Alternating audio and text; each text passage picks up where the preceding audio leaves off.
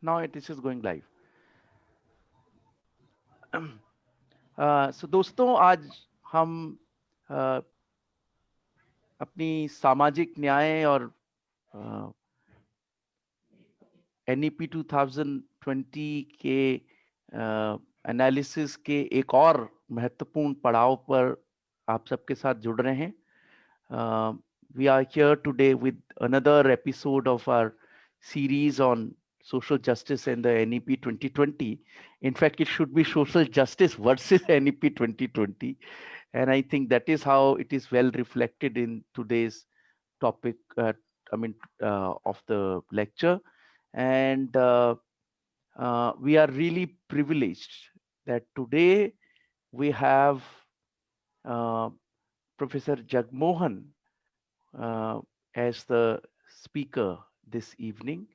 मतलब ये हमारे लिए बहुत ही खुशी की बात है कि आज कोई और नहीं बल्कि प्रोफेसर जगमोहन खुद अ, अ, अपनी बात इस सीरीज में रखेंगे. और उन्होंने जो विषय चुना है वो कितना उनके काम से जुड़ा हुआ है. थोड़ी सी बात उनके परिचय के रूप में वही कहूंगा और ज्यादा समय नहीं लेना चाहूंगा क्योंकि उनके बारे में वैसे बहुत कुछ कहा जा सकता है. I mean there are really, this topic is very much embedded into the kind of work that Professor Jagmohan has been doing. He has been actually examining and has been part of, the struggles for social justice.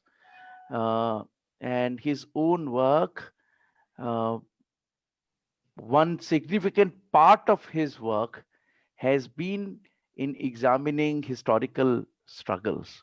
And therefore, I think he's really best placed to deliver this today's talk, because although by profession, Professor Jagmohan is uh, a computer scientist and, in fact, a pioneering computer scientist of this country.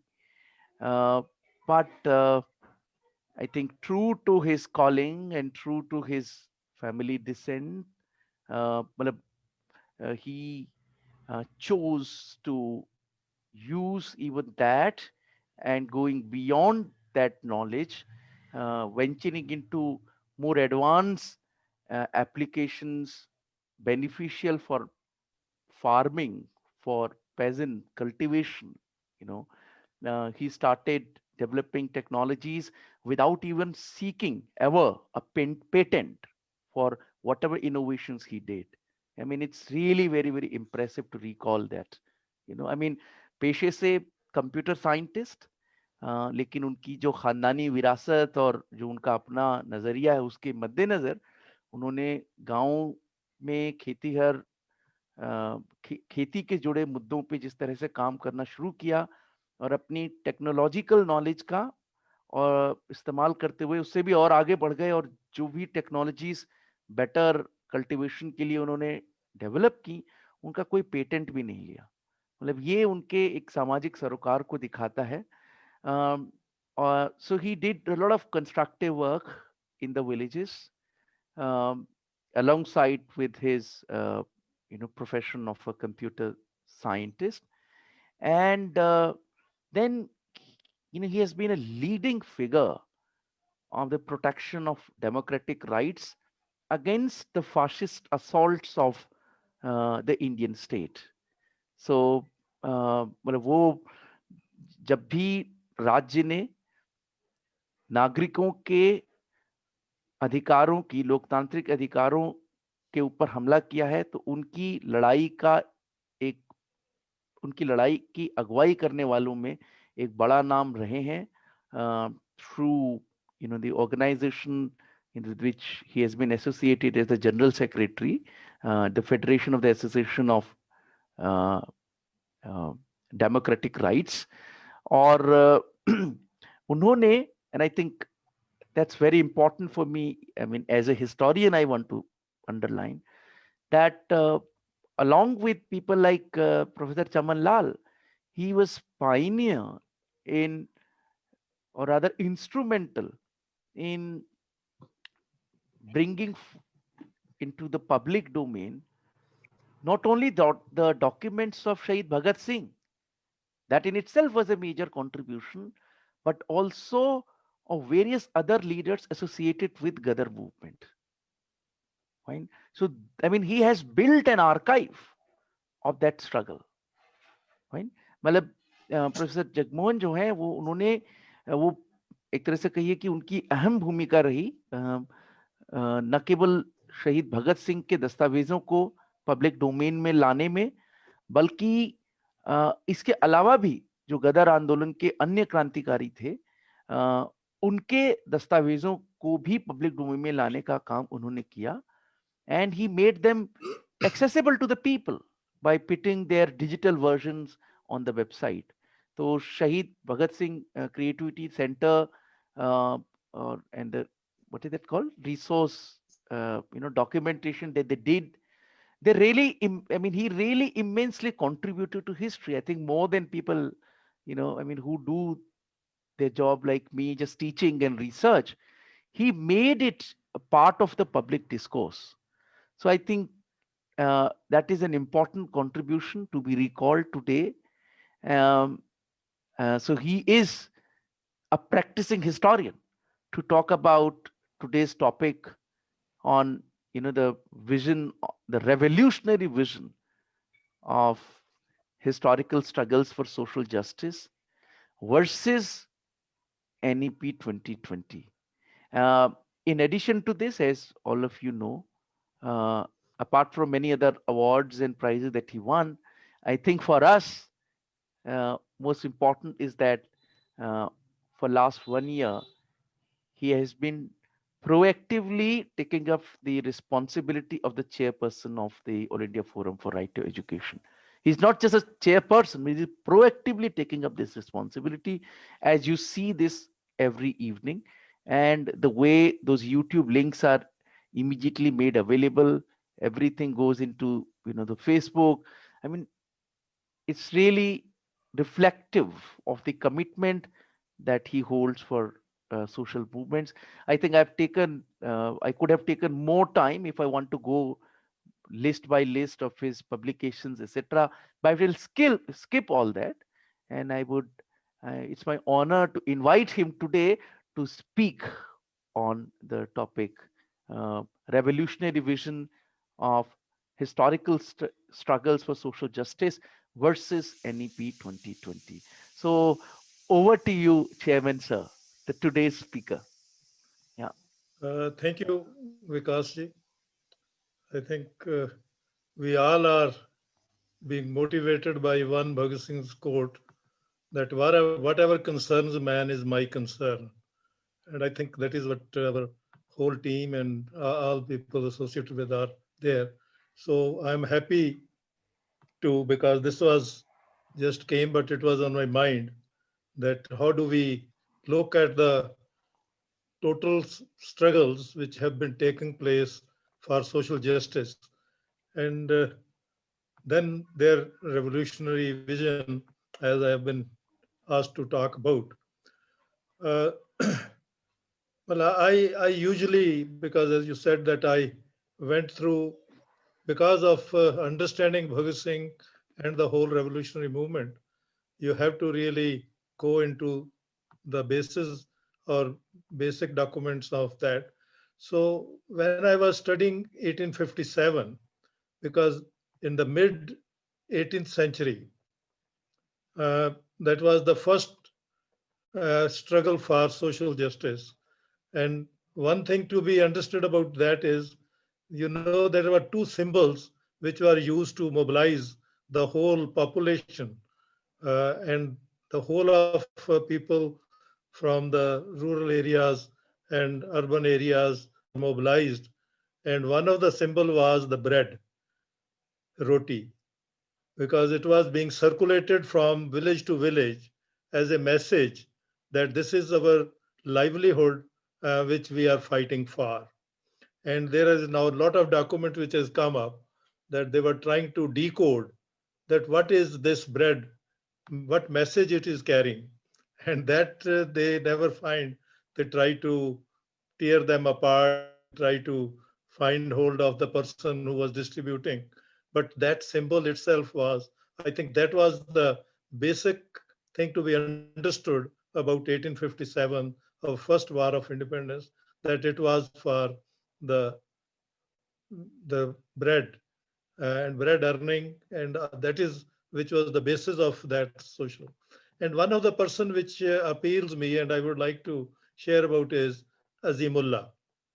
Azimullah, a boy who was and his mother was almost found unconscious due to famine and was carried by a missionary with him. He was brought up there. He used to work in their kitchen, but he had a fad for learning. So he learned French and English. And when he was a master of those languages, he became the lyre of Nana Sahib. And because there was a pension which was withdrawn from Nana Sahib, so he was sent to England to plead for that. And there, whatever he explored is a very interesting part of the story. That he talked to Charles Dickens, he discussed with Thomas Hardy, he discussed with everybody and tried to understand the colonization and its effect on India. And he also visited the battlefield of Crimea, where one of the Times journalists was with him, and he wrote that story how he was trying to understand the weaknesses of that. And when he came back, he brought that message that there is nothing less than taking back our own reins, or you cannot get any relief. So I think that's, and the third character out of that is the Ajijan, which is they call dancing girl, but she is always wearing her warrior and she travels on a horse, but she has the capability of singing. So she could approach anybody up to his closest to uh, those lords or landlords or and small rajas, or so she also organized them there. So with this, I think that was the beginning of our fight for social justice. That is, I think, and it is, that is, they came down to this conclusion that until we have our own rule, these problems of misery, the problem of uh, hunger cannot be reduced. So that is which became a landmark, and it also was the demise of the East India Company, because 1857 was a fight against East India Company. So it was the demise of that, and a new system was started by the declaration, a pledge and declaration by the Queen Victoria, that she will be all very justified. She will give equal rights to the Indian citizens as her British citizens have. She will not interfere in the religious matters. So all that, and the only reply to that was given by the Begum of Awadh, Lucknow. She said, "Don't get be misled by this. This is all talks. Nothing will come out of it. But they say that we will not act in vengeance, but because everybody was revolting, so whom they would leave apart." That's a very interesting part of that. So taking those things, these things moved forward, then when things happen. And then at the beginning of the 21st century, I think again the social justice actually became the agenda. And first of all was because the British historians were also revisiting 1857, and 1907 was 50th year of 1857. So Indians were also visiting and having those stories. And there is a personal story of my family that our Sir Bhagat Singh's uncle Ajit Singh, after doing matric, he went to Breli, and Breli being the center of all those participation of the people, he turned up to be revolutionary. That we are victorious, we are not defeatist. So he came back and have the further then. So, so I think that the beginning of this 19th century or the 20th century, sorry, was when this social justice became a agenda of the freedom movement. I read it that way because at that time, uh, one of the British historian, G.W. Forrester, he wrote in 1904, uh, dependent on some of the basic documents which were lying in Allahabad because he was employed over there. And he concludes that one of the lessons which we historians as well as administrative learn from 1857 is that once these people unite above the caste, and he writes it that Brahmins and Shudras, if they get together, and the people of all religions, the Hindu and Muslim get together, then the revolution in India cannot be changed. And the reaction to, well, that observation was that 1905, the Bengal division took place. And remember that that Bengal division was based on a religious things. That is, the East Bengal was the Muslim area, and the West Bengal was the Hindu area. This was how this friction was created, and that was only annulled in 1909 when the special that constituencies for Muslims and Hindus were initiated. And there is a very interesting remark by a DC of Lalpur. He said that first, earlier we used to make the two religious communities fight with each other, but now we have a new method in which the communities will fight within themselves. Because once you are going for voting, you will have the division and you will try to, and that is what further divisions were made. So, but the important thing which happens in 1906 is where the social justice gets involved is Dadabhai Naroji's, because he worked for 20 or more than 20 years in the House of Commons as an elected representative. And he has been constantly in dialogue. Now, most of the people know it, that he has been writing a lot of petitions and bringing out the record, which always started with un-British like rule and making of poverty in India. So that means the social justice issue of the people's condition now became the central. And he said that he is exhausted. At that time, he was called the old man of the Congress. So in 1906, he said, my only solution to the social justice is that we should have Swaraj. That is, the self rule is the only solution to this elimination of poverty because a lot of drainage of money is taking place. So that was, and parallel to that was Ramesh Chandra Dutt's thesis, because he was the first ICS officer, and it is very interesting to observe that most of the Indian ICS or lower officers were made to handle uh, the peasantry or the agriculture sector, and no more they had their problems which they faced. And this Ramesh Chandra Dutt left after 10 years or 15 years of his service and went back to England as a professor of economics. And he wrote the history of Indian economics.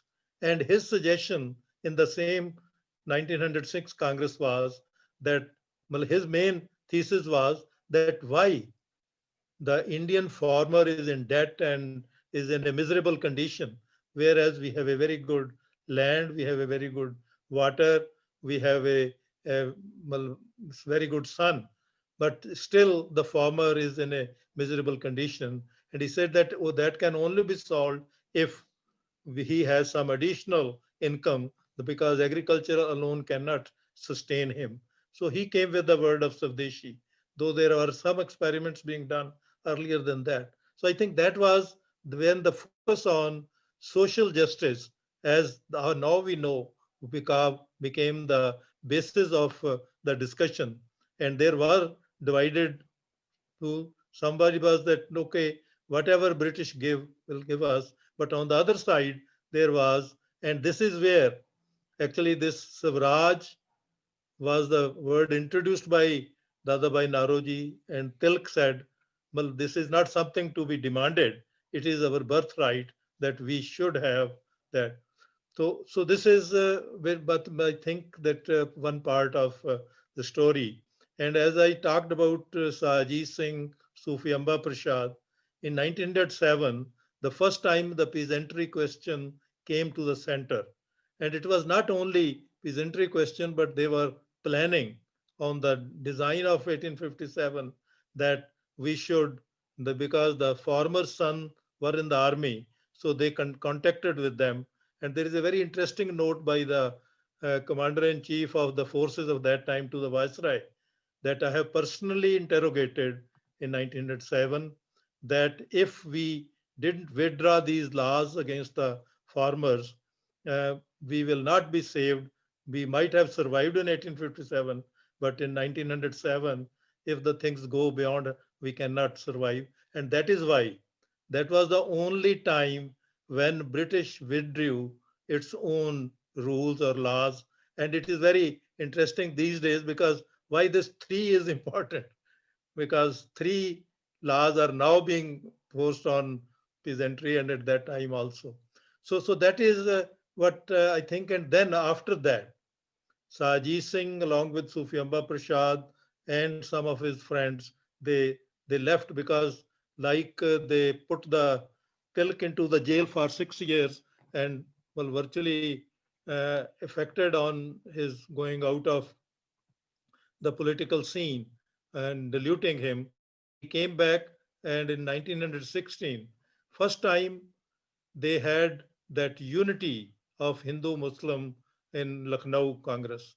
So I think that was another chapter being built, that division versus the joining of the people, and that is how they can solve this problem of, and that was which virtually and prior to that, there is a one period in which, because from 1890 to 1900, there was the worst ever uh, famine.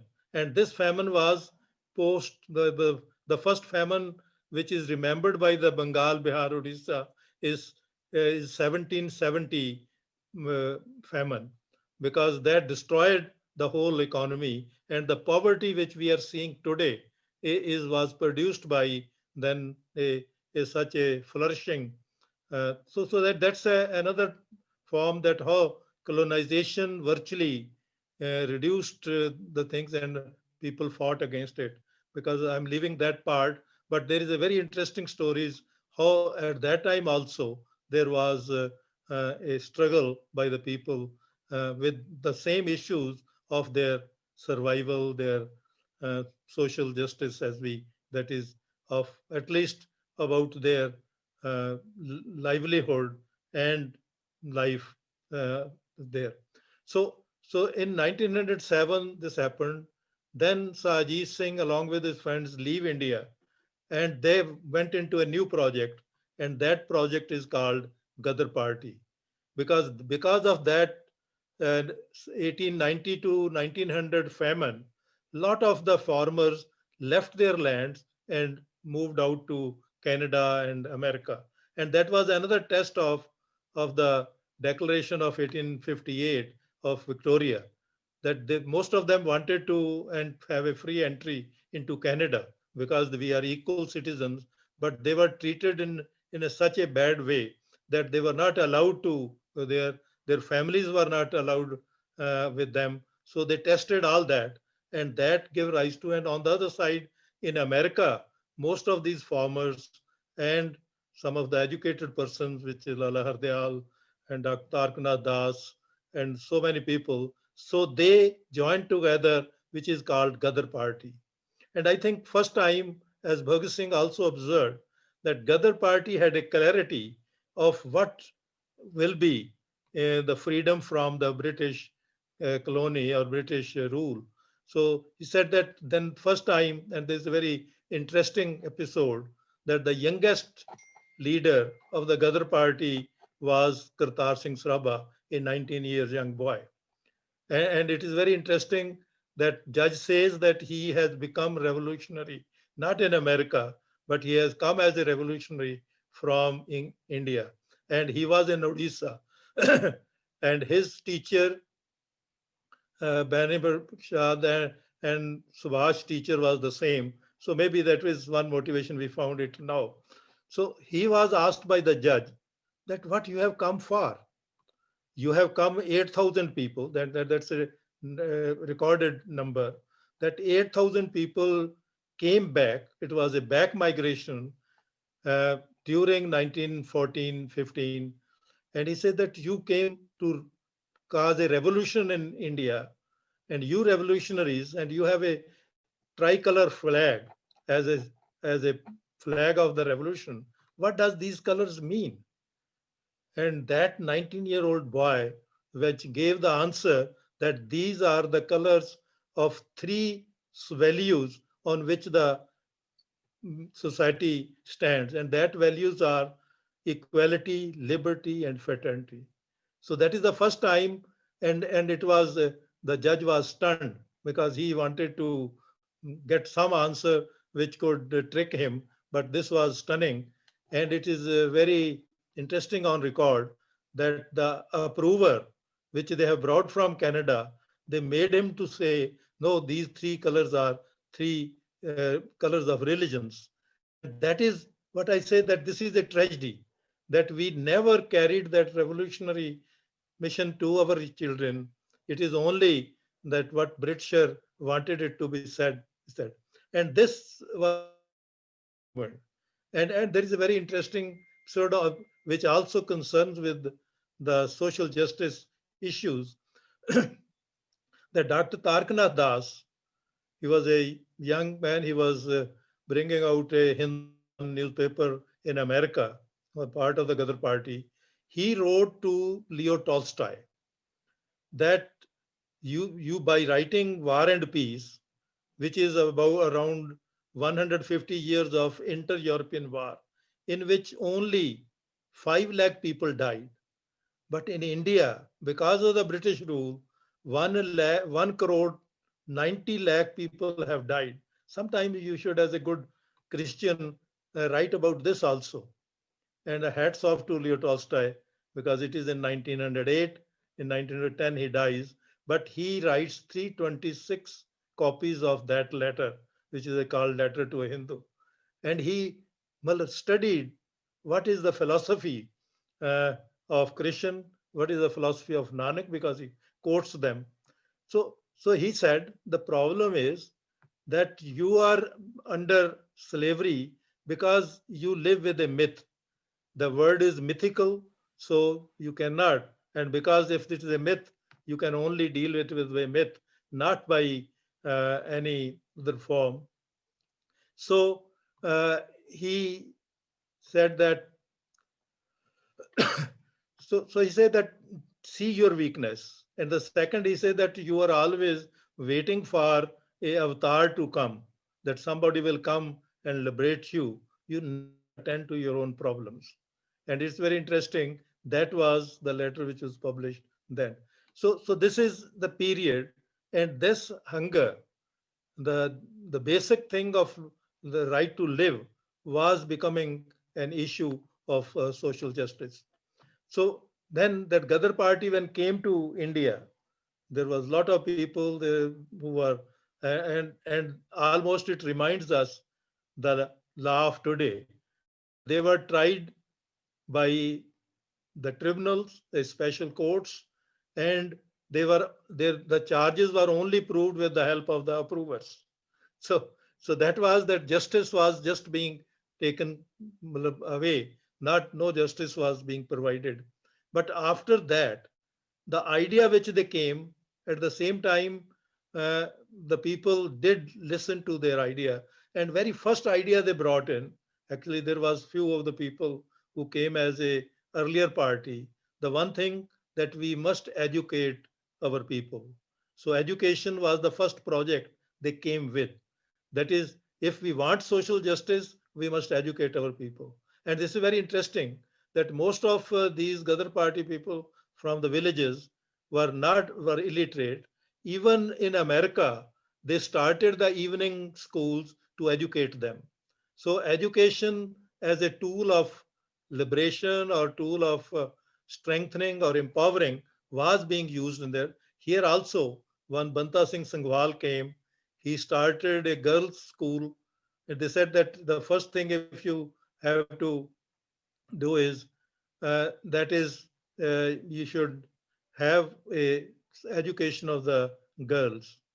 And it takes back a little bit more about education because uh, well, Guru Gobind Singh, well, as a social scientist, I take it because his when his father Guru Tegh Bahadur was martyred in Delhi, he sent a last message, which was that if you can understand this message, then you can, or because he was just 9 years, and the message was that if bal hua, bandhan shoote, sab kuch ho to paए, Nanak kahe, Nanak tumre haath mein tum hi ho sa, means if you are empowered, then everything can happen.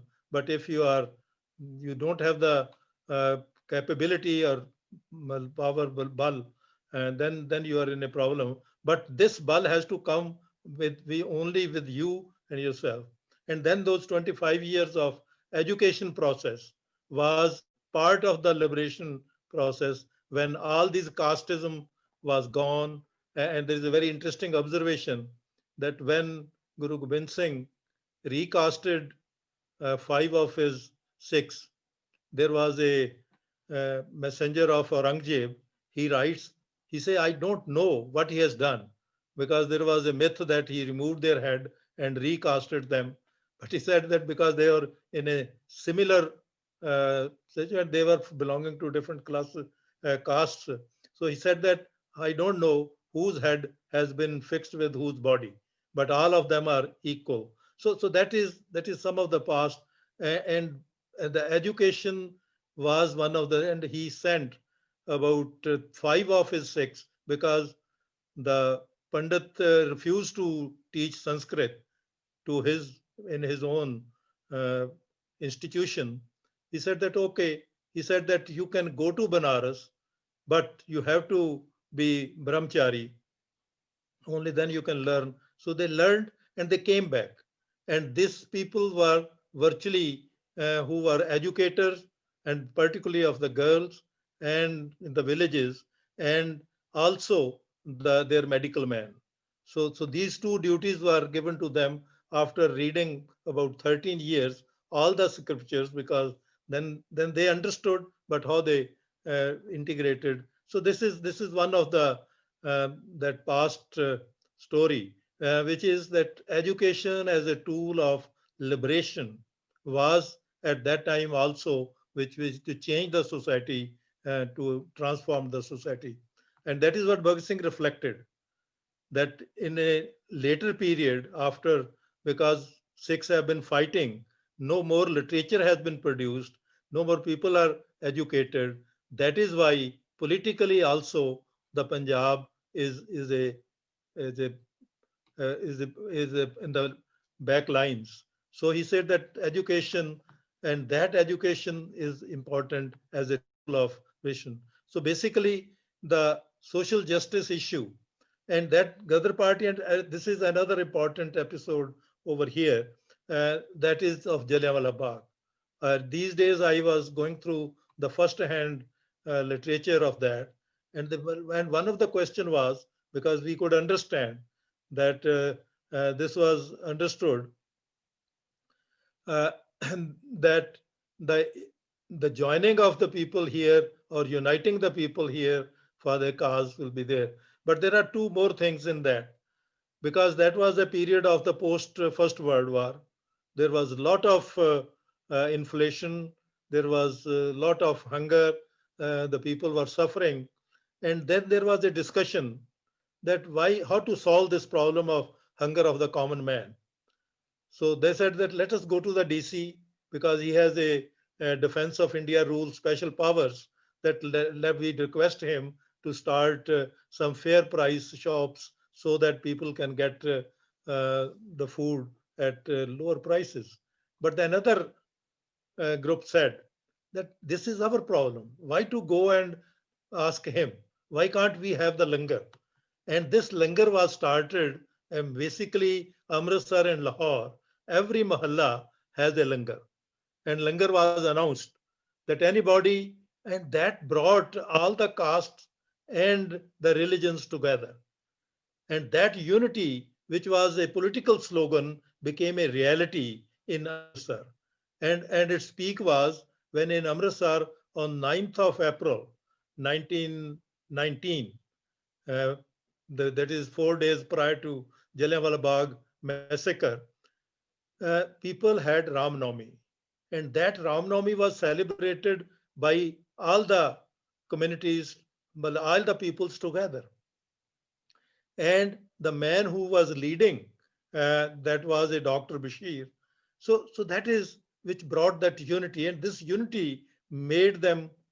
That is what is the anti-colonial effect of this. The colonial effect is to keep people divided, and after that, there are things which did happen to divide the people, the communal riots and other things.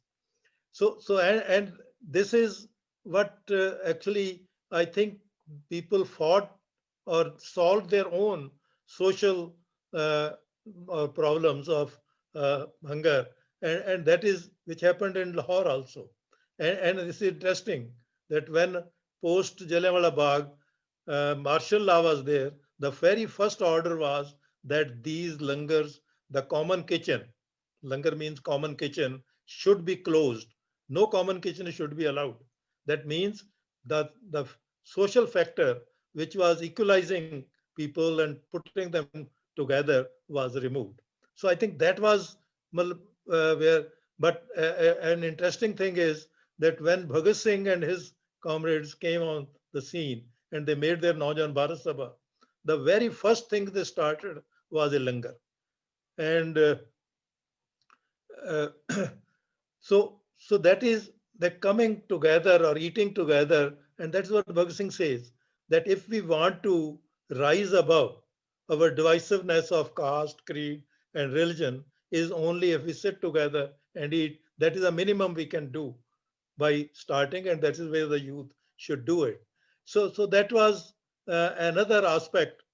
And the third is that then the social justice issue became more prominent in 20s, because as now Piketty has said, Thomas Piketty is one of the uh, economists from France who has worked on inequality in the world, and his observation that in 1920s the inequality which was there, 1 is to 99, is the inequality in 2016. This is his observation. That means we have not been able to advance the solution to the social justice problems, but we have finally reached the same cycle of 100 years or so, that we are at the same level where we were. And that brings it more important to understand that is the question which Bhagat Singh and his comrades address. Bhagat Singh in Naujawan Bharat Sabha manifesto says two things. One is that divisiveness is such a misery in our Indian society that we kill the man just for animal, for a leaf of a tree, or a paper carton of a uh, tazia. He said that this is the most unfortunate thing, that we are fighting and killing each other, but there is no uh, respect for the human life. So that is which was. And second thing he said, we are working for that Swaraj, which will bring which will bring Swaraj for 99% people, with their 99% people's participation. So I think that again, this issue and the solution to that issue was, which he, after his lot of studies and observation at that time, was that is a socialism. The word socialism was announced in Delhi at 8th, 9th September 1928, when he recasted his party from Hindustan Republican Association to Hindustan Socialist Republican Association. To me, it is that this was that if we want to address that social justice issues, we have to have create that environment of which was decolonization. And this may be of interest that it was in 1925-26 that Naujawan Bharat Sabha comes up with this type of idea. And that is the time when these RSS also comes up with the idea. And now we have found that in the formation of RSS ideology, there was a French Greek lady, Savitri Devi, who for about him, there is a thesis now that Savitri Devi was the guru of Hitler. And she was propagating all, and she wrote, they call to the Hindus. The Savarkar's elder brother writes an editorial to that. And that book, which Savarkar's elder brother writes, is taken by Golwalkar as we, the nation defined. So he says there was a lot of controversy that, but that book was given by Savitri Devi, who worked even for Nazis even after that, and there is a lot of literature on that. So that means on one side, this is the precipitation of that one side, the idea of fighting and getting social justice was part of the Indian freedom movement. On the other side was that how could they be partner to the imperial design? So that is which I think is a historical struggles which were, and there were a lot of struggles of the former peasantry, and particularly in UP at the same time. Even Champaran became the Bhagat Singh also went to Champaran because that the imperial design of agriculture, which was a colonial design, was to produce them for what they call cash crops. And finally, that brought poverty to the peasants. And that is where even Gandhiji started his first lesson of Indian reality was in that uh, the agriculture of Nile. So that is which was, and that became also the part of uh, to to this one, that it became an important issue of peasantry and their livelihood, their life, and how to improve their life.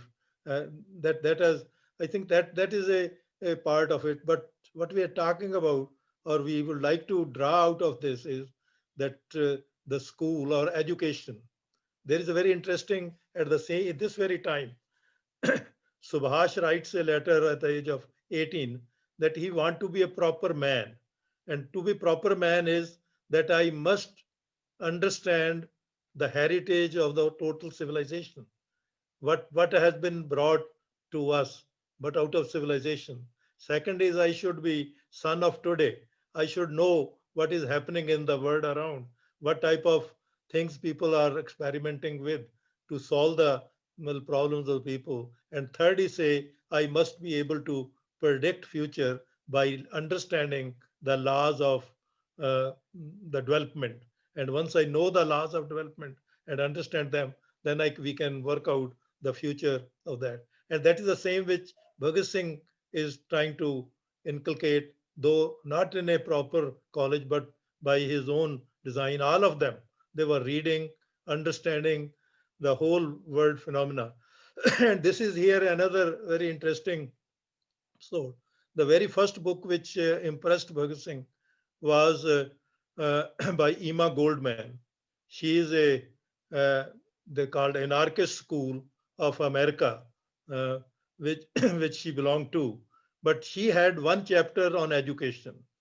That what is wrong with the current education is because it is not liberating education, but it is virtually, and that is I think which Bhagat Singh finally took up, and his all other colleagues, because everybody was a very well read person. We only know about Bhagat Singh more, but all his colleagues were equally well read, and they had a discussion. Even there is a correspondence from jail of Vijay Kumar Sinha, one of the comrade of Bhagat Singh, with Mahatma Gandhi, and he wanted him to suggest him what books he should read in the jail. So that the learning was one of their thing, and that was which is liberating, and that is why it is becoming important that what type of education is being introduced or there. So little more on that. So the social justice became, and it is very interesting that part of our constitution was written in March 1931, because two important things which were decided, because post Bhagat Singh, Rajguru Sukhdev, uh, uh, the, their hanging was that Karachi Congress took place, and during their period, the complete independence was virtually adopted. And 26th January 1926, 1930, the oath of complete independence was taken. And this oath was written by Mahatma Gandhi. And I think that is worth reading, that how the sentiments of the people were reflected in that. And the very beginning paragraph is that what are the duties of the government?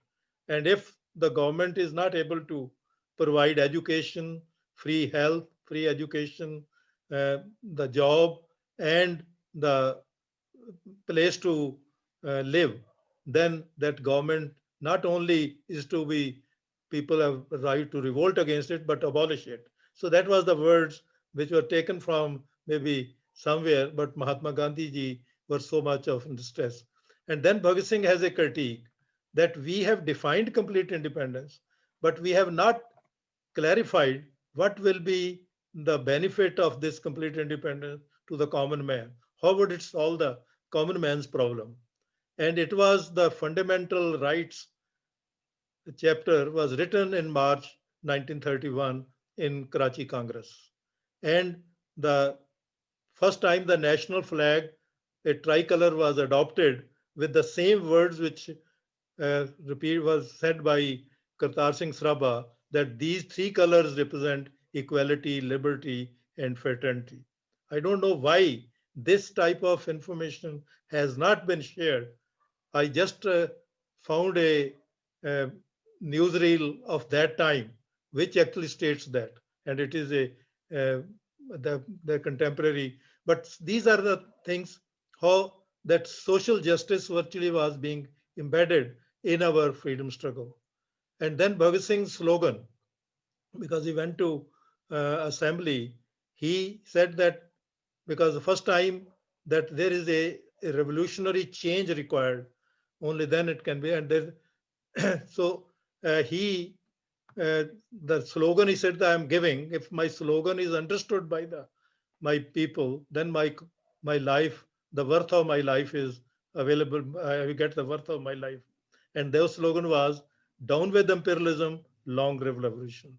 Because this concept of imperialism was brought by the Ghadar party at first time, that we are fighting with a system, and the system is called uh, imperialism. And Bhagat Singh very said in a very simple word, imperialism is that when one country is looting the other country, or is, and there is an inner thing. And he also said that our struggle is against our own weaknesses, because it is a two type of we have two fronts. One front is against the opponent from outside, and one is against our own weaknesses within the society, because those weaknesses are exploited by the our enemy as well as by own people for their selfish level. So virtually he defined, and that is where the social justice issues get into.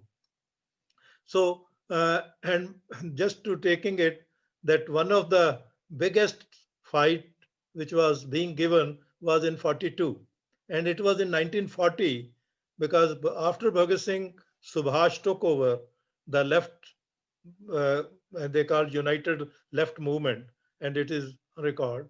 So he became, then that was the Left United Movement which make him president of the Congress. And in 1940, there is a Ramgarh Congress parallel to the National Indian National Congress, where 1 lakh people came, and they passed a resolution that no compromise with imperialism is to take place. No compromise movement, they're called. So that is when these issues are further precipitated. So I think the total liberating force is education. And there is I was just finding a very interesting document in then 1931, after the Roundtable Conference, Mahatma Gandhi ji gave a lecture and he charged the Britisher that during pre British period, there was much better education. He quotes about Punjab that there were 35,000 schools, and every panchayat and every community was having the school, and that is why education was available to all the girls as well as the boys. But there is a Littner who later poet later wrote, he said that now that school has been reduced to, and this very problem which is now being said, they said we will not have school in each panchayat or each community. We will have a common place where we will have a larger school. It looks like that our current policy is a repeat of the colonial policy in its own way of how do we organize, and there is a reason for that. So this was that is I think the struggles which the people had at that time, and education as I will just have a personal experience of that. My grandmother, the auntie of Sir Bhagat Singh, the wife of Sir Ajit Singh, there was a very interesting, that again goes back to Guru Gobind Singh, that when he was about to leave Punjab, two things he did. One was make a multiple copies of that book, Guru Granth Sahib, and he said that, but who will read it? Well, how would you? And he said that because you will be waiting for the ink pot and the column, so bring those column duat, bring those ink pots and the holders, pen holders. He said, throw them into the Sarovar. He said, what for? He said that you will be waiting for that and will never be able to start your literacy plan. But what is the alternative? He said, very easy. He put a 2 feet by 2 feet sand and said that with your finger, you can write the 35 letters of Gurmukhi. And if you understand that, you can start learning with there. You don't need anything. And that was the model which was actually being used my grandmother. So she taught all the girls of the village by this model of uh, making them. And we as young child will also go bring our own ashes and put it on the floor and write down and then clean them back and throw them in the water. So that my question is that as a parallel to this was in educational, and that is why we have a national education debate, how to, and that is, and there is a very interesting debate. And what Gandhiji said at that time, and Sham Sundarji later wrote, The Beautiful Tree. He says that the colonization or the British are trying to find the roots and throw, well, take away that beautiful tree from its roots itself. So they're destroying the roots, and now that roots are not what are being talked as roots. It is, do we have the thinking?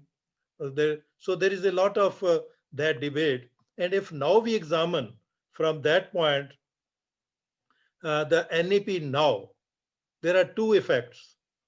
There is a lot of World Bank issue, which I always take, that it is not that we are taking the decision. The World Bank money is making our rulers to decide things.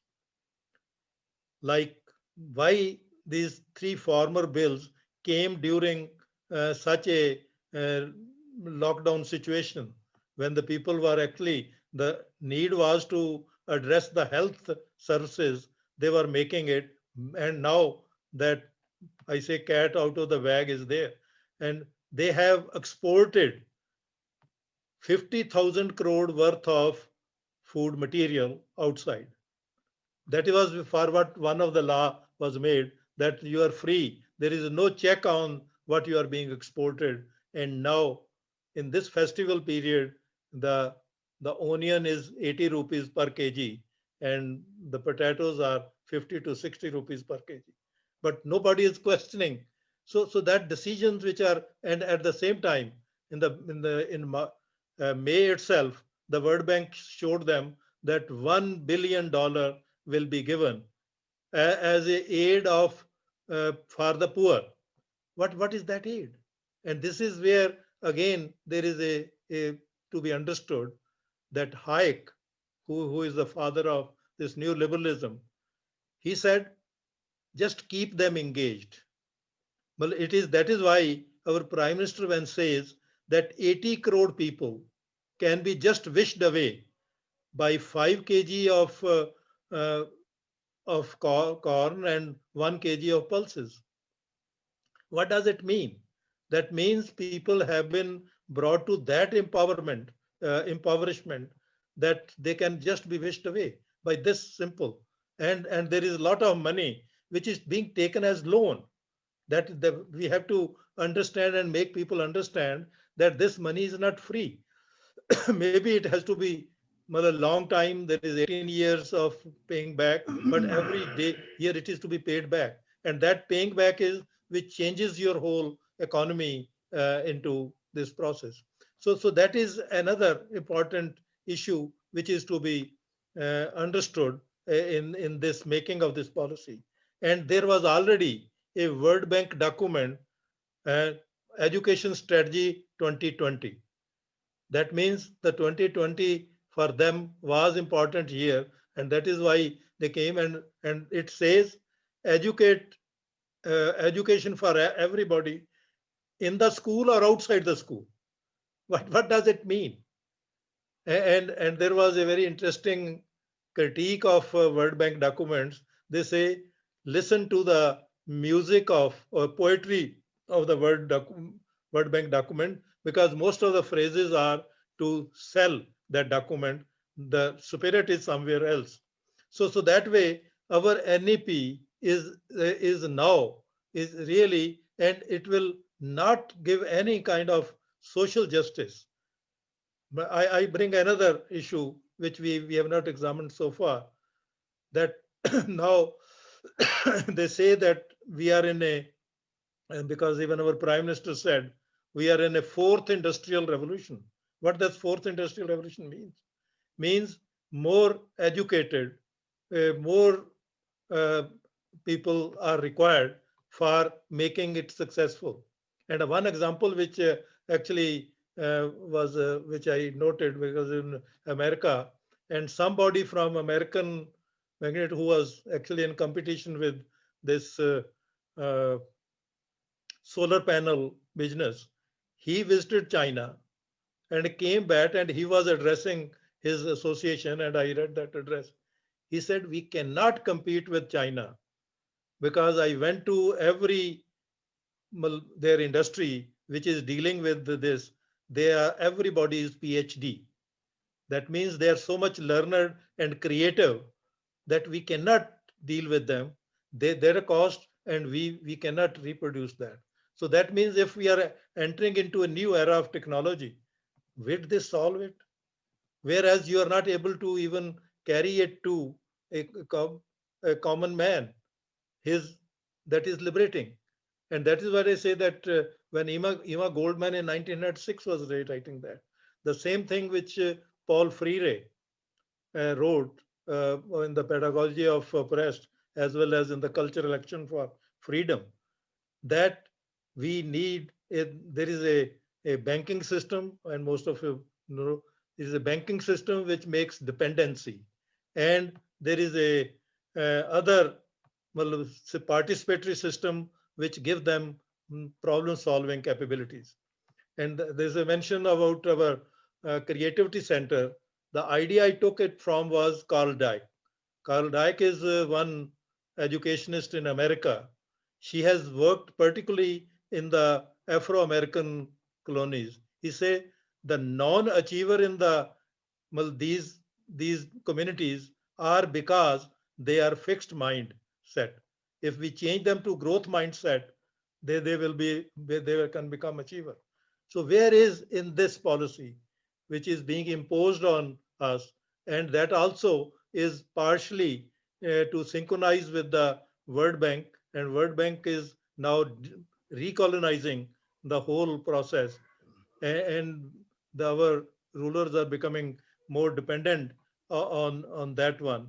So I think in that process, that taking back our historical process, and the education which was liberating, with the common house, common school, which we have already say it, that until we have, and one of the problem, these uh, the divisiveness. Somebody, I was in another seminar listening to, so somebody said that what is the solution to the caste? And one of the idea was that if all the children start learning together, living together, interacting together, most of these problems get diluted. These are only by putting them into sections that we have these problems. So my mission is that reading from our history and those struggles which were launched, which brought us to this level, and that decolonization process, which was continued after 47, also has now being reversed into recolonization.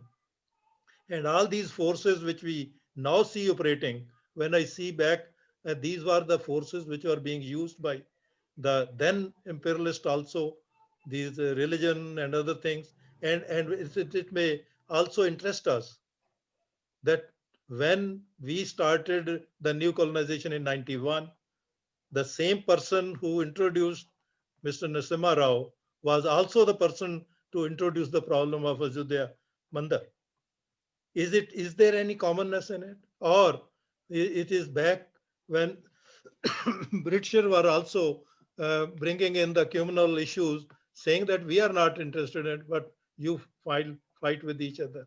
And the communal, and Bhagat Singh at that time also said that. And a third part, so if we well, my is now, the next question is, can we just by critiquing NEP 2020 solve it? Well, my suggestion is that we have to have an alternative education strategy, so that those who want to study, they should have a chance to study. And how do we put together all our forces and all this information, knowledge, which we can give them, so that they could strengthen them and be capable of understanding the problems around them and solving them, because this system would not give them this virtually, like one of the issue which I was working earlier, there was a skill development. There's a lot of fad created about skill development. Though basically it was very interesting. They asked the industry groups to sit together and define what type of skills they do need, but none was operated. Immediately, there was people from Delhi who will came to the institutions. They say that you, because there is money available, so we will share that money. We will just come 3 days earlier than the examination. Will prepare your student. They will get the certificate without even getting the skill. So that is the type of working through which this government works, because that is this issues which are there in NEP 2020 are basically alienating. And that was a very interesting, that even if we educate within the depressed classes, is to alienate them from their own classes. And then we say, because so many people have got the chance, but the rest is where they were, because they are never produced. Like there is a alternative way of producing doctors by Cuba. They teach a lot of Afro-American students from America, but their emphasis is that after becoming doctor, you will go back to your community. The very first day, they are being trained to serve their communities. And this is what is lacking. in the whole system. One is neglecting them. Other is if somebody is able to escape that, he will never be able to return back. So, that is like taking back the whole of our decolonization process, and this is where we are now. And I think we have a serious challenge before us of where we built a critique, people will be there, and then at the same time, what can be done to help those who want to study and alternative pedagogy, alternative syllabi, so that they become uh, capable of solving their problems of the community, not of the individual. That was the debate which was started by Gandhi in 1921. That this is where he differed from Malviya ji also. So I think that is the challenges which we have, and together we will try to address them. Thank you very much for this. Thank you, Professor Jagmohan, for revisiting history, the historical vision, bringing the questions of social harmony, poverty, the aspiration to build equality, fraternity, and grant liberty from colonialism and from social exploitation at the center of our reading of history, and then juxtaposing it recolonization coming now through NEP and other processes via World Bank and other international agencies. I think it's a very, very thought-provoking, enlightening lecture.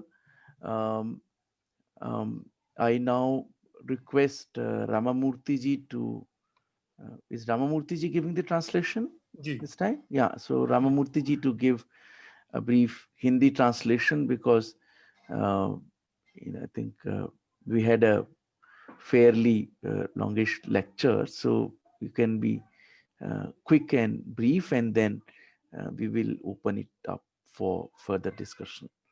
Yeah. Are you there, Ramamurthy ji?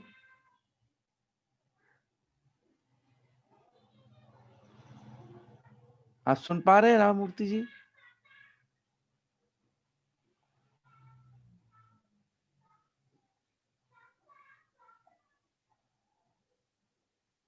एक minute, वो हाँ आ रही है आपकी आवाज, बोलिए। थोड़ा disturbance आ रहा है, लेकिन काफी ज्यादा डिस्टरबेंस आ रहा है। हाँ आप बोलिए। नहीं, वो ठीक हुआ फिर खराब हो गया। नहीं, अब बताइएगा। हाँ आप ठीक है, अरे फिर गड़बड़ हो गया। सभी साथियों को गुड इवनिंग और जिंदाबाद। इतने महत्वपूर्ण बातें कही है कि मन तो करता है सारे का हम शब्द से अनुवाद करें, लेकिन क्योंकि ये संभव नहीं समय को देखते हुए महाकाल सर ने जो प्रोफेसर जगमोहन ने कुछ मुख्य बातें की, उनको हम हिंदी में सारांश करने की बात कोशिश करेंगे। मुख्य रूप से जो हमारा आज का विषय था, ऐतिहासिक संघर्ष का क्रांतिकारी दर्शन और सामाजिक न्याय का सवाल बनाम नई शिक्षा नीति जो भी है,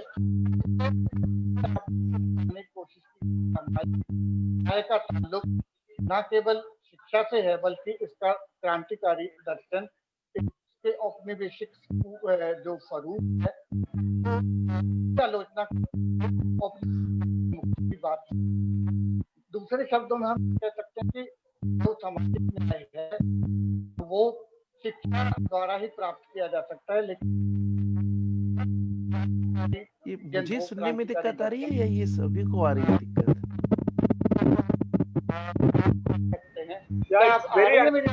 सभी को आ रही है। नहीं रामामूर्ति जी, बहुत गड़बड़ हो रहा है।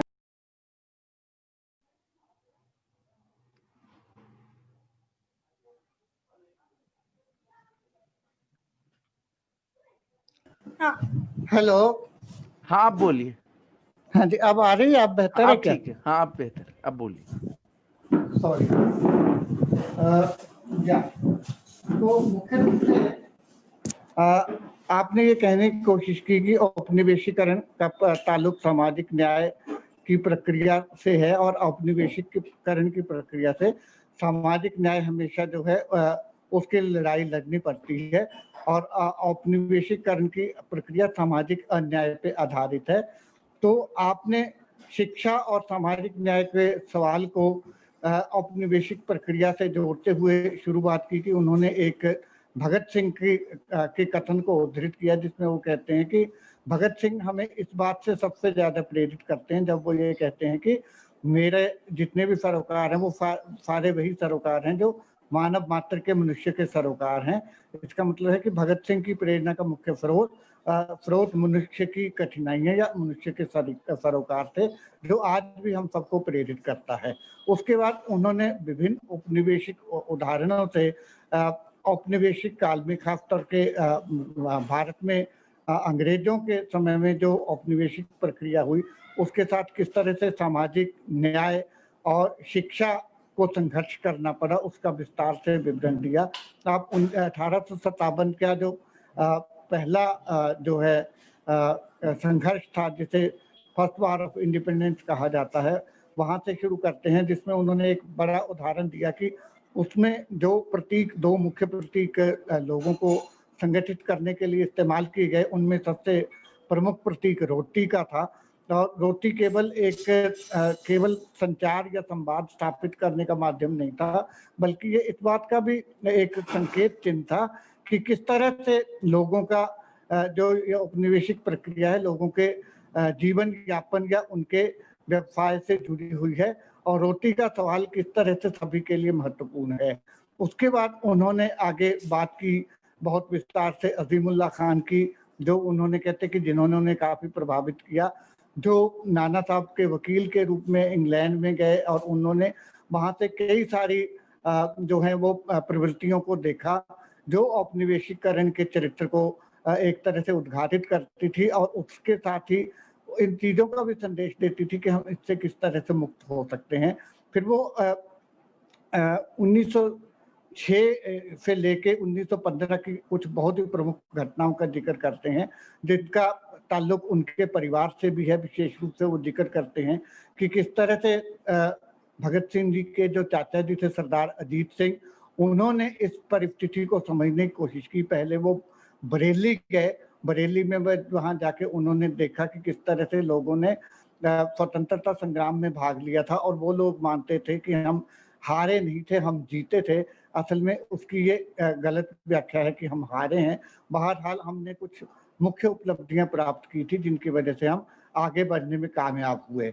फिर वो आगे जिक्र करते हैं कि अजीत सिंह और उनके साथियों ने जो आम किसानों और लोगों के जब मुद्दे उठाए तो उसका काफी सारा सरकार के ऊपर भी असर पड़ा और यहाँ तक के सरकार को कुछ अपने किसान विरोधी कानून वापस लेने पड़े और उनको ये नोट करना पड़ा कि अगर ऐसा किया जाएगा तो शायद सेनाओं में जिनमें किसान परिवारों के लोग काफी शामिल हैं वहां विद्रोह भी हो सकता है।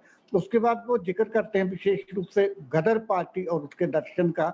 गदर पार्टी का मुख्य रूप से दर्शन जो है जिसे भगत सिंह को बहुत शिद्दत से प्रभावित किया वो यही था कि जब तक हम एक तो साम्राज्यवाद से मुक्ति नहीं पा सकते तब तक औपनिवेशीकरण से मुक्ति नहीं पा सकते और दूसरा उसका आधार था कि शिक्षा ही मुक्ति का मार्ग है। तो आप कहते हैं कि भगत सिंह और उनके साथी भी शिक्षा के संदर्भ में सबसे पहले अमेरिका के राजकवादी स्कूल की एक प्रवक्ता एमा गोल्डमैन की लेखन से प्रभावित थे। उनकी किताब थी शिक्षा के ऊपर जो भगत सिंह जी को बहुत प्रभावशाली लगी। तो उसका मुख्य सार ये था कि शिक्षा मुक्ति का मार्ग है। ऐसी शिक्षा जो आपको मुक्ति प्रदान नहीं कर सकती ऐसी शिक्षा का कोई फायदा नहीं है। अगर शिक्षा आपको मुक्ति दे सकती है तभी उस शिक्षा का वही शिक्षा सार्थक है। फिर वो कहते हैं कि इसी बात को ध्यान में रखते हुए गदर पार्टी के लोग थे उन्होंने शिक्षा के ऊपर भी जोर दिया और कुछ अपने जो है वो अपने इनिशिएटिव अपनी पहलकदमी की। विशेष रूप से वो बंता सिंह संगवाल का उदाहरण देते हैं जिन्होंने लड़कियों के लिए एक स्कूल खोला और इस स्कूल के माध्यम से उन्होंने लड़कियों को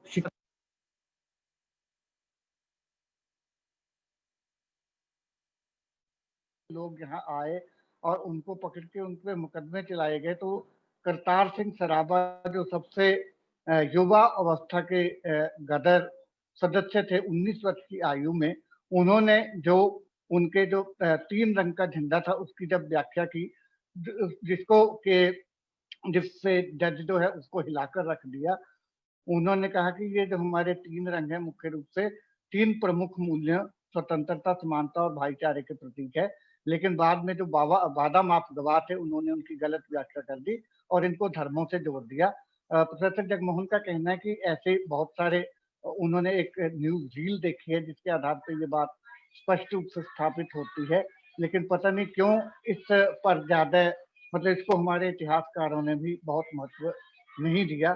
फिर वो बहुत सारे अमेरिकन मतलब भारत के जो औपनिवेशिक इतिहास पे लिखने वाले लोग हैं उन सब के हवाले से सामाजिक न्याय के सवाल को जोड़ते हुए बताते हैं कि किस तरह से दादा भाई नारोजी, रमेश चंद्र दत्त वगैरह ने भी उसी दौरान उसका जो अंग्रेजों की भारत के संबंध में आर्थिक नीतियां और औपनिवेशीकरण की प्रक्रिया थी उसको सामाजिक न्याय के सवाल के साथ जोड़ा। और इसको देखते हुए जब भगत सिंह आगे बढ़े और उनका एक व्यक्तित्व का विकास हो रहा था, तो किस तरह से उन्होंने जो है सामाजिक न्याय के सवाल और शिक्षा को आपस में जोड़ते हुए अपने व्यक्तित्व को विकास किया। वो कहते हैं कि भगत सिंह और उनके सारे साथी लगातार पढ़ते लिखते थे और लगातार वो सारे एक बुद्धि मतलब प्रखर बुद्धिजीवी थे अपनी तरह के। केवल भगत सिंह ही नहीं थे जो पढ़ते लिखते थे। तो उनके वो ये कहने की कोशिश कर रहे हैं कि भगत सिंह के नजदीक शिक्षा का बड़ा महत्वपूर्ण सवाल था। उनको भी लगता था कि शिक्षा सब में मुक्ति देने के लायक होनी चाहिए। मगर जब ये 3 बातें मुख्य 2 बातें कही कि शिक्षा और नहीं रहा कि सवाल ये उठता है कि स्वराज से आम लोगों को कैसा फायदा होगा, शिक्षा आम लोगों का कैसा फायदा करेगी, आम लोगों को कैसे फायदा करेगी। इस सवाल के ऊपर हमको और विस्तार से बात करनी चाहिए, इसे खोलना चाहिए। तो बहरहाल जब उन्होंने अपनी जो उनका पार्टी थी हिंदुस्तान रिपब्लिकन एसोसिएशन, उसका नाम बदला, उससे हिंदुस्तान समाजवादी रिपब्लिकन एसोसिएशन के नाम से नया नाम दिया, तो उस चर्चा में भी उन्होंने बहुत ही जोर शोर से शिक्षा के मुद्दे को शामिल किया और कहा कि शिक्षा के बिना सामाजिक न्याय की स्थापना बहुत मुश्किल काम है। इसके बाद आप आगे बात करते हैं कि मुख्य रूप से अगर हम आज के संदर्भ में इस पूरी शैक्षिक व्यवस्था और इसको एनईपी के साथ जोड़ के देखें, तो आपका मानना है कि एक तरह से ये शिक्षा जो नई शिक्षा नीति है वो इसका अगर हम सार तत्व समझना चाहें तो सार तत्व यही है कि शिक्षा के द्वारा हमारा पुनर्औपनिवेशीकरण, रिकॉलोनाइजेशन की जा रही है। इसको समझने के लिए बहुत सारे उदाहरणों के माध्यम से समझा जा सकता है और ये भी उतना ही महत्वपूर्ण है कि औपनिवेशीकरण का ताल्लुक कितना मजबूत है साम्राज्यवाद और सांप्रदायिकता दोनों से। एक बहुत छोटा सा उदाहरण ये देखा जा सकता है कि किस तरह से 1991 में जब नरसिम्हा राव ने जो नव उदारीकरण के या भूमंडलीकरण के मुख्य प्रवक्ता बने मनमोहन सिंह के साथ, उन्हीं नरसिम्हा राव की देखरेख में किस तरह से सांप्रदायिकता ने आगे बढ़ के बाबरी मस्जिद का ध्वंस किया और सांप्रदायिकता को कैसे बढ़ाया। और आज जो सांप्रदायिकता और नव उदारवाद की जुगलबंदी है वो किस तरह से आज सर चढ़कर बोल रही है और उससे बिल्कुल औपनिवेशिक प्रक्रिया की क्षय प्राप्त है। भले ही औपनिवेशीकरण का चरित्र आज की स्थिति में अलग है। औपनिवेशीकरण एक अंतरराष्ट्रीय प्रक्रिया के रूप में संपूर्ण साम्राज्यवाद का प्रतिनिधित्व कर रही है। तो उसके उदाहरण देते हुए उन्होंने कहा कि आज की औपनिवेशीकरण का चरित्र मुख्य रूप से विश्व बैंक द्वारा या उसकी साझेदार संस्थाओं द्वारा नियोजित होता है।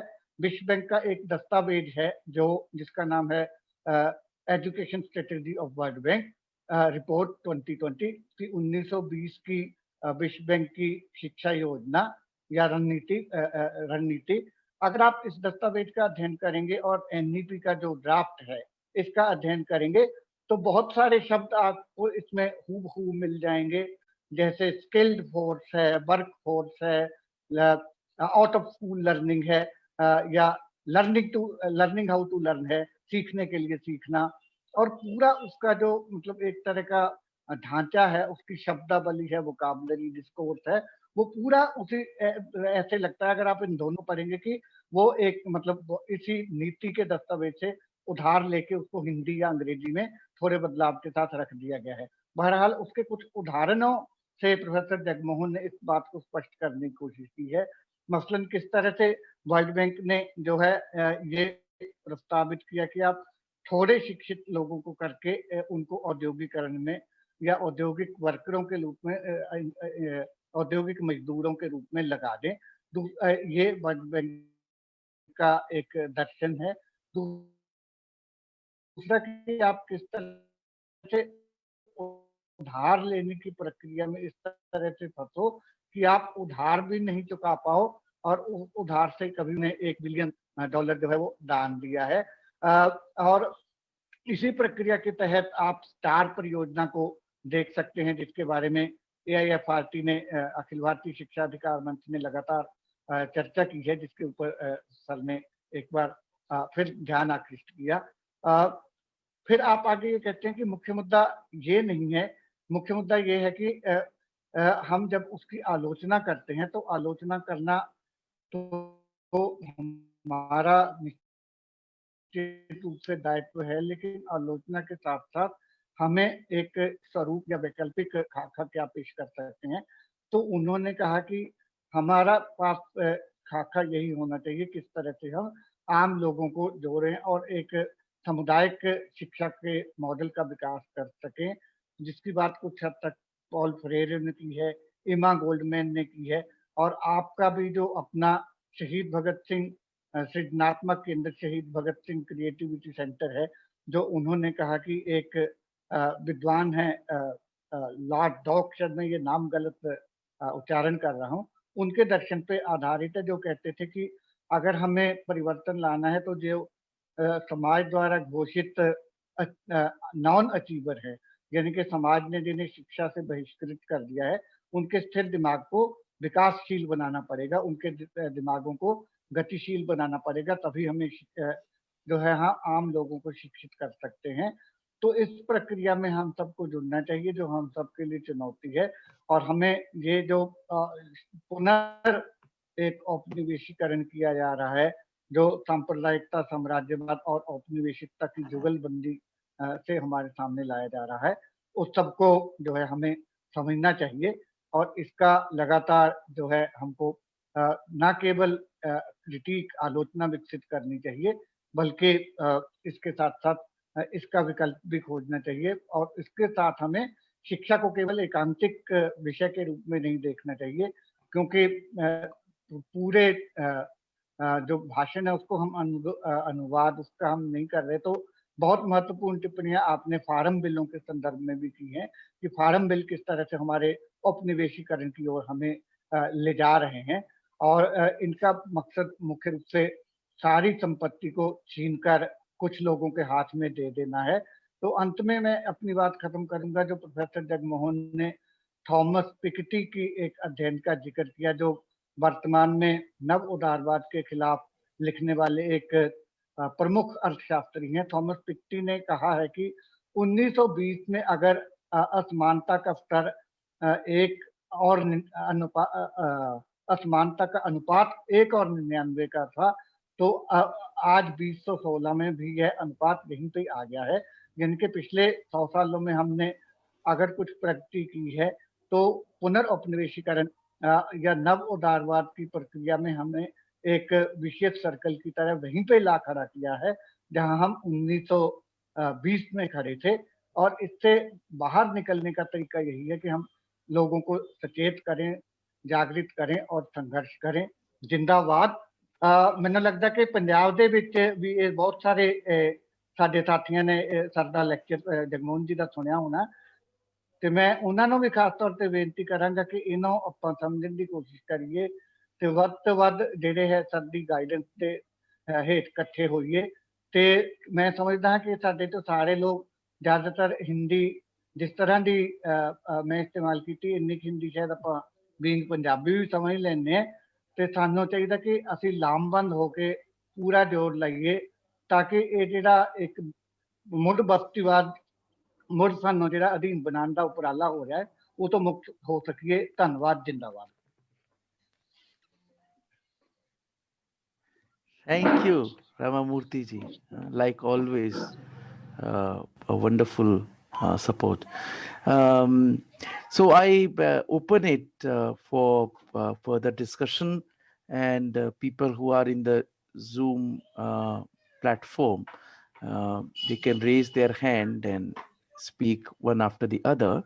And I take this privilege to also say to Professor Jagmohan, and in fact to all of us, one of the things, because this is again emphasized by Ramamurthy ji towards the end in his translation, this Thomas Piketty's work, a very useful data that he has compiled.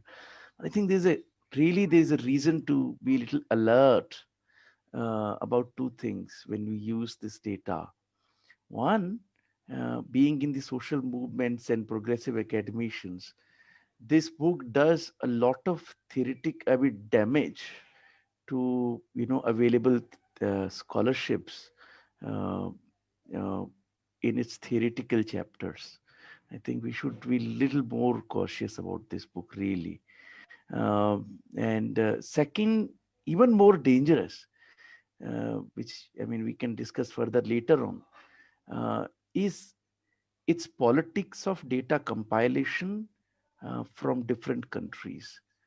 That process through which the data has been compiled in itself is a neo-imperialist hegemony.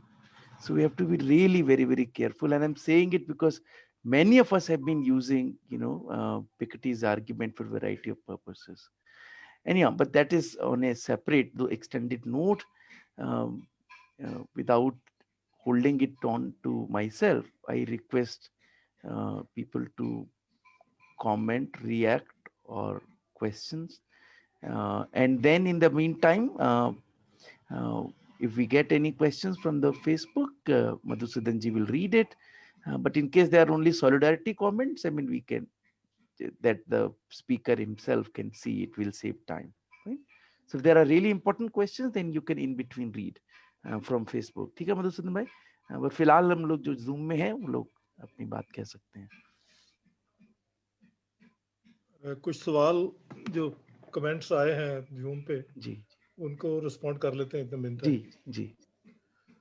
पहले तो सुहास कलकर का है कि Langar has been very helpful to us in the NAPM struggle. So that's welcome. This PVK is saying that yes, we are for common school, which is for social justice. So Madhusudan has commented on PVK that we need common school, common dining, common and equal health care, and also intercaste and interreligion marriage to fight for social justice. This is just, we are all proud to be product of the public common school of 70s, 80s. It is a great privilege. This is then Madhu Prasad ji, that is a very powerful and perceptive statement that NEP 2020 is implementing colonial policy, closing neighborhood schools and making education inaccessible, and the reduction of education to literacy, which was the policy of the East India Company for the masses. Imperialism and the World Bank, IMF still control the government. I think this is a comment. Only change is instead of producing. This is again by Pandita Radheji. Only change is instead of producing manual clerks in the colonial era, NEP is aiming for digital clerks in the digital era. Very interesting. Well, I think even that is well, one part of it.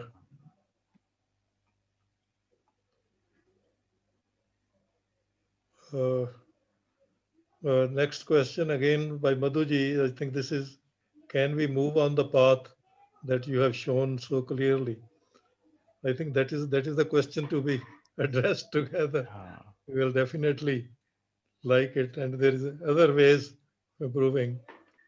Then Vijay has a deeply insightful and historical account is enlightening. This is from Professor Hargopal. Thank you, sir.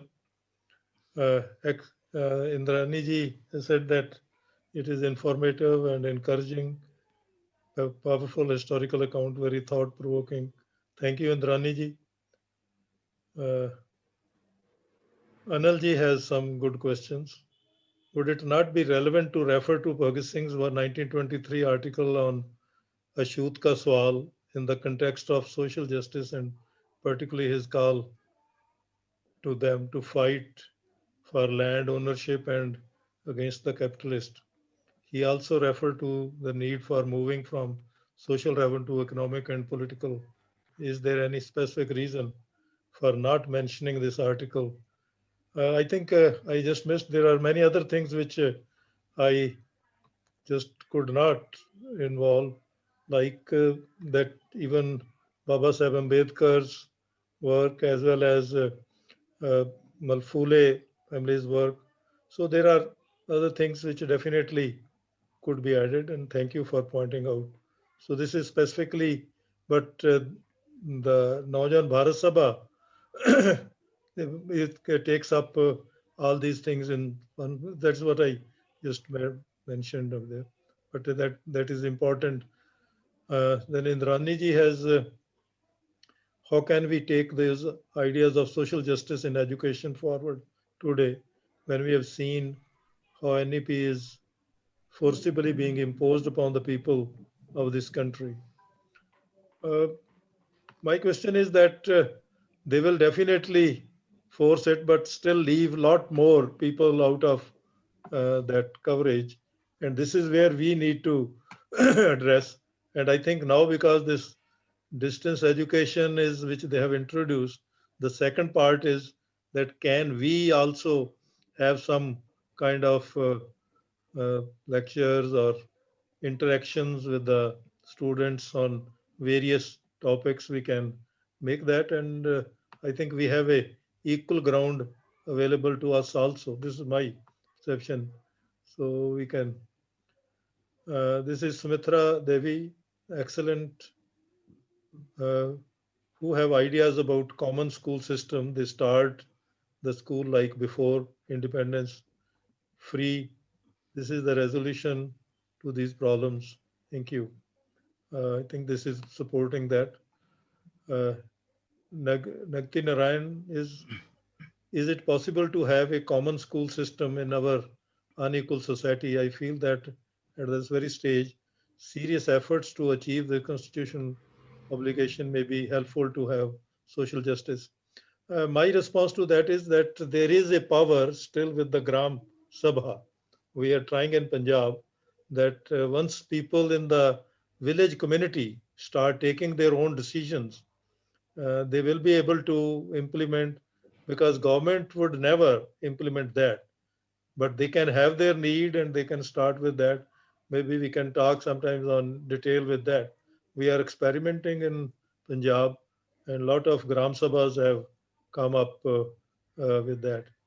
Anilji have another question, that Bhagat Singh's 1920 article on Vidyarthi or Rajniti is also very relevant to the issue raised by you on the education as a tool for liberation and the goal of education. I think there is a lot more, and this is right, that how to make education as a tool of liberation. I think we can have a good discussion on this and prepare a kind of syllabi which can be shared Uh, there are other things also which can be done, and I fully agree with that. Mm.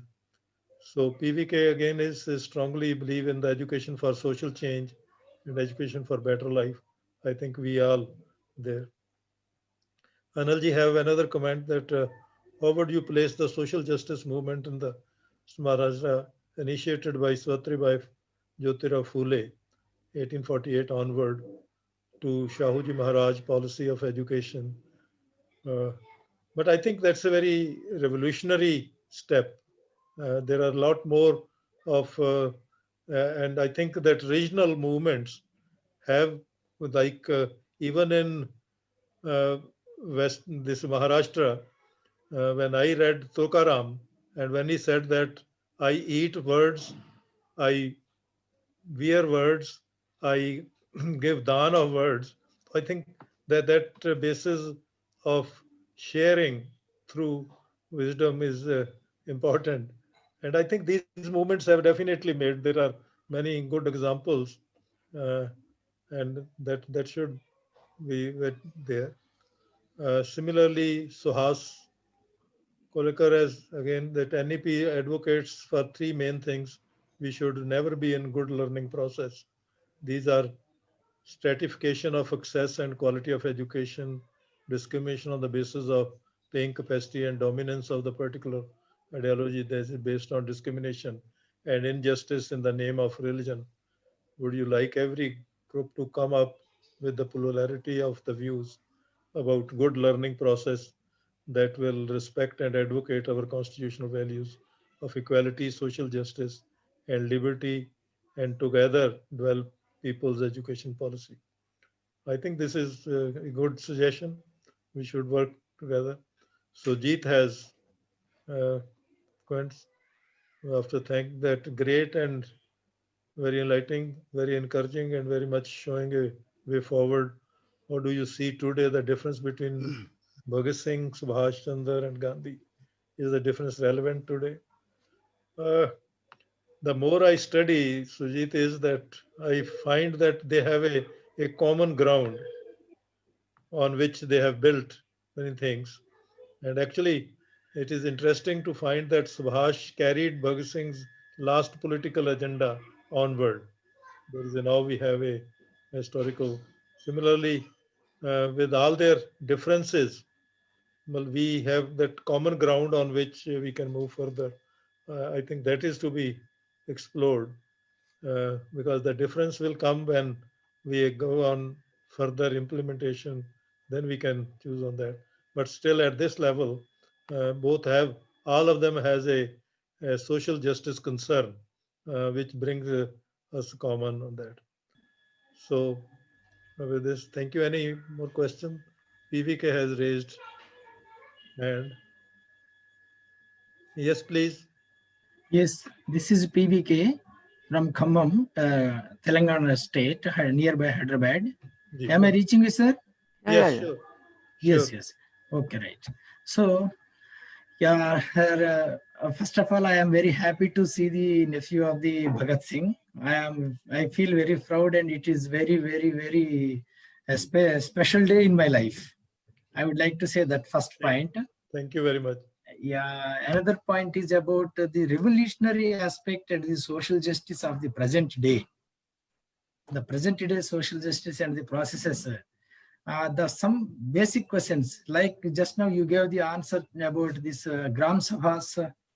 And for me, I am getting the question that power with Gram Sabha. Okay. Is the Gram Sabha with the power to be whom it should be? For me, yeah, power is there with Gram Sabha, but Gram Sabhas are not with those who are in need of the power. That power itself, the Gram Sabha power itself being mishandled or mismanaged by some extent. You're right in that, but but you know, the Gram Sabha makes 20% of the voters make Gram Sabha. Correct. Actually, it is not being operated in that, and that is what the tragedy is. The things do come, but once they, my question is that they have to start sitting together, delineating their problems, and then solving them. So that will liberate it from the current hegemony which is being created by the politicians and the corrupt people. I know that, I don't know if it's everywhere, that secretary is the most corrupt institution who doesn't allow the people to work. But my point is that let us emphasize that you can take your decisions. Once you make your decisions, you first of all, you just point out what is your needs. In Kerala, it has worked very well, and particularly women have taken a lead. In Punjab, we learned from them, and most of our ladies are now in a more agitated mode because of they have started participating in taking decision. So my point is that once we put people in taking their own decision, and once they understand that we need our own school, and then demand it, the actually Gram Sabha can create demand also, and that will be testing. You know that Finance Commission has given about 600 rupees per citizen of the village, which comes as a grant. And it is being given as if somebody, the MLA or somebody comes and gives personal grant. It is not that. It has to come and it has to be used by them. But how to use it? So that is the point, is making the democracy strengthened at the root. That was what the whole struggle was about.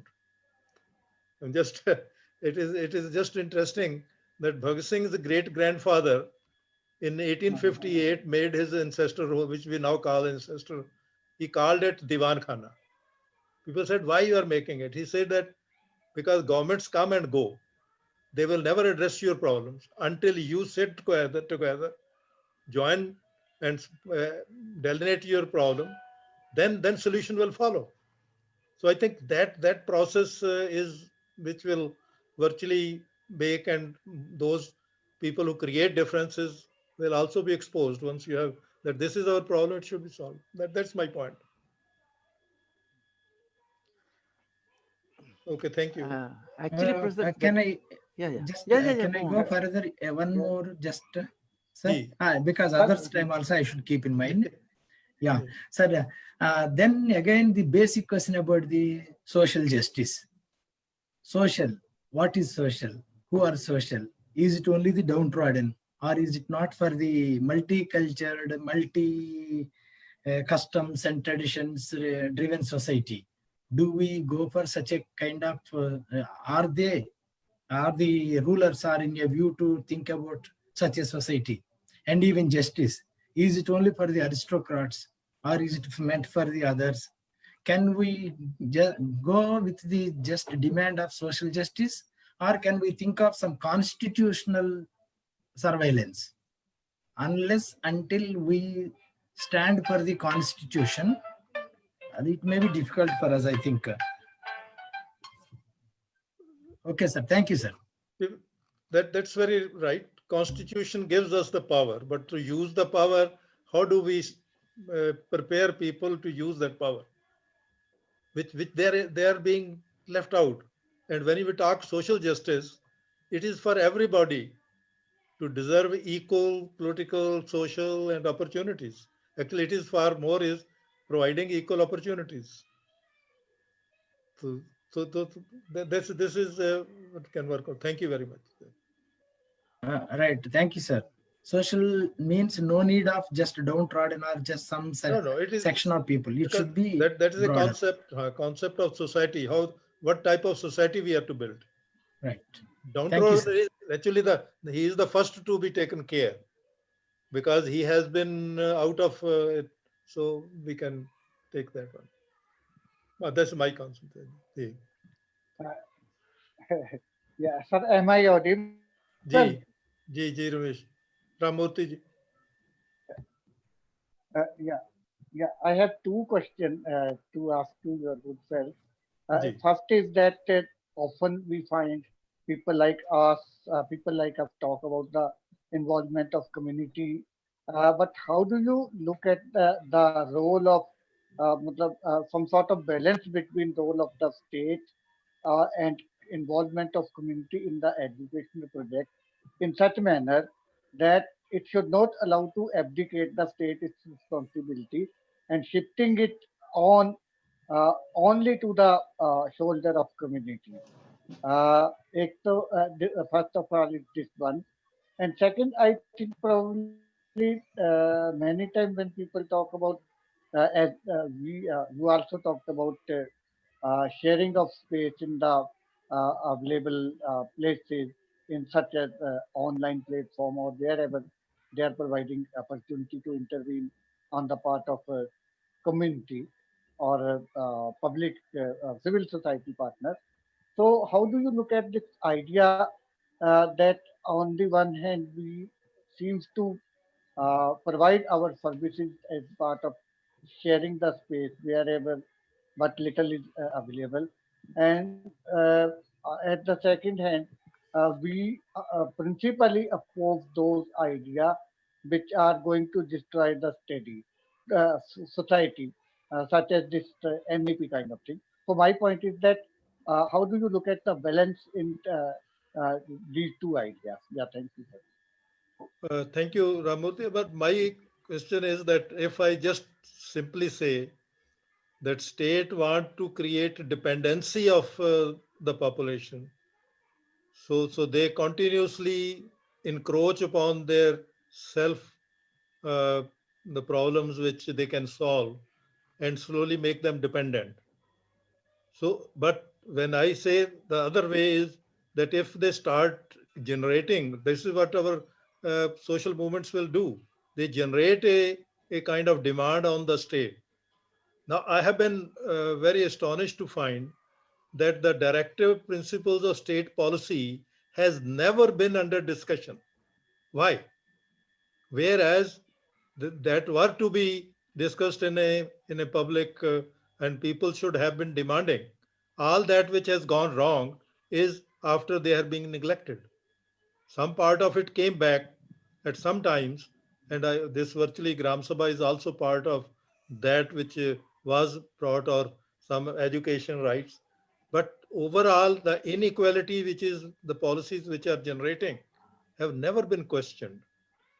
So it is not leaving them.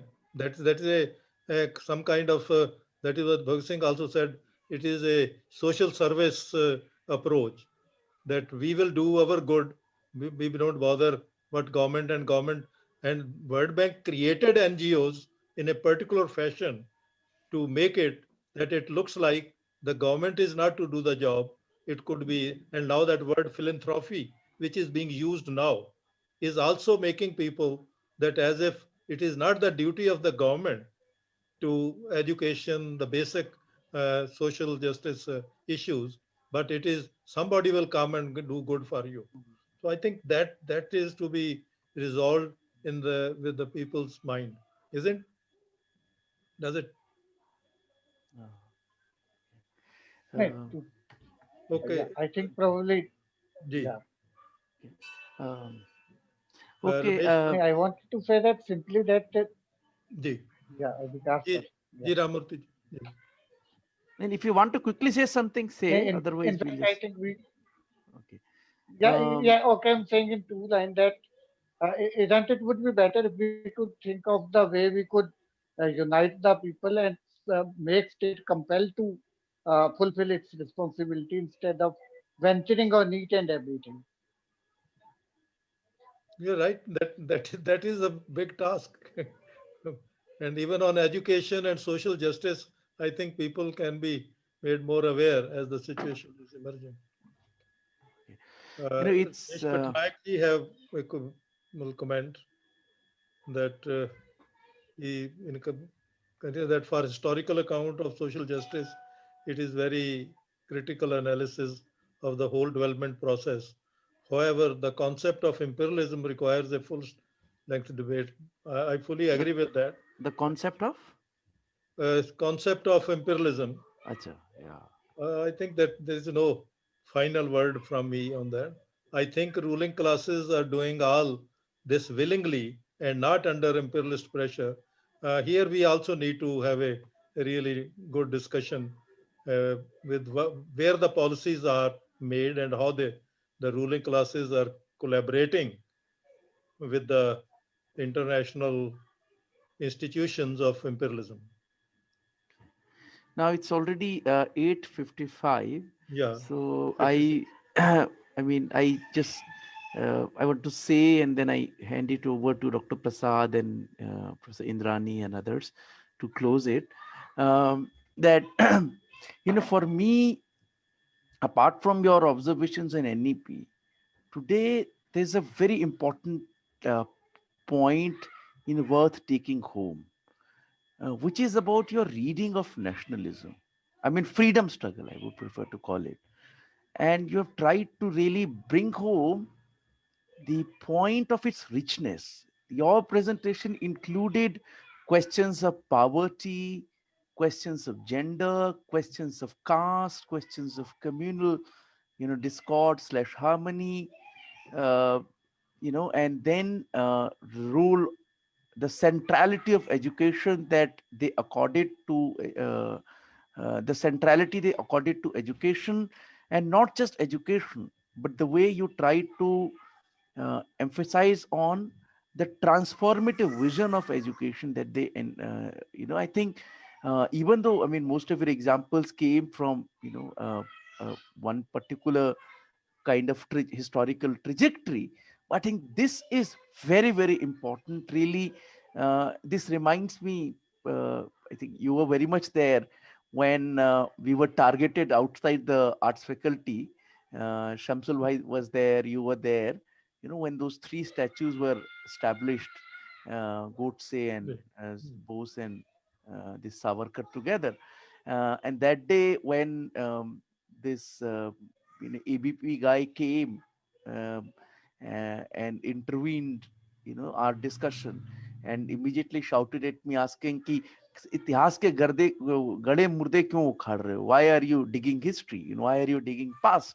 So, of course, I mean, my response to his question, I mean, went viral is a different story, but that again really makes this point that today, notwithstanding our own critical reading, of nationalism, I mean, as a historian, we have done a lot of operation of, the freedom struggle, and we will continue to do that, you know. But I think this is really one important usage of history, even though for French historians may not like it, like using this term. But I think this is very important politics of history writing, and you really lead that tradition today. I think it's a very, very important intervention today. Really, how can we, from a broader understanding of nationalism, that took up all these questions, not just one of them, but all these questions. So very, very important intervention. I now request Dr. Prasad and Professor Mindrani Datta to close this today's important discussion, and with the hope that we again meet. Thank you, Vikas. Um, Actually, I want to request Jagmohan ji. It's such a brilliant lecture, and as Vikas ji has rightly explained how it is, the explanation of nationalism, the way you have done is really, like it's really marvelous. And I would just request Jagmohan ji to, if to, to write this piece for us, for all of us, so that we have the written text. The way you have said, it's really, like it's so enlightening, and it'll be very valuable for All India Forum for Right to Education, and it will really give us the way how we can take this whole, it'll give us the impetus to think how to take forward the social justice issues through education, how to think, in a broad way, in a very broad way. That is one request I would have. Of course, this is my personal request, but this is, I think, All India Forum for Right to Education would also agree to that. And secondly, I would also request the, all the members here, whosoever are present in this webinar, to think deeply how we can take this, the whole ideas forward, and through our discussion of common school system, I mean, how this can be possible, how this, the nitty-gritties of the way that we want to take this, these are ideas of social justice, and through education, how we can take this forward. So with this, I think I would like to thank on behalf of the webinar committee, I'd like to thank Professor Jagmohanji and all the members who are present here in this webinar today for taking so much interest and making this webinar so much of a success. So maybe Dr. Prasad would like to say something. Dr. Prasad?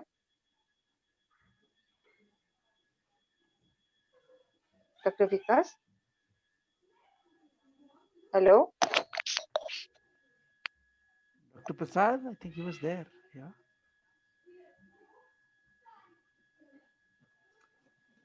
Is he there? I don't know.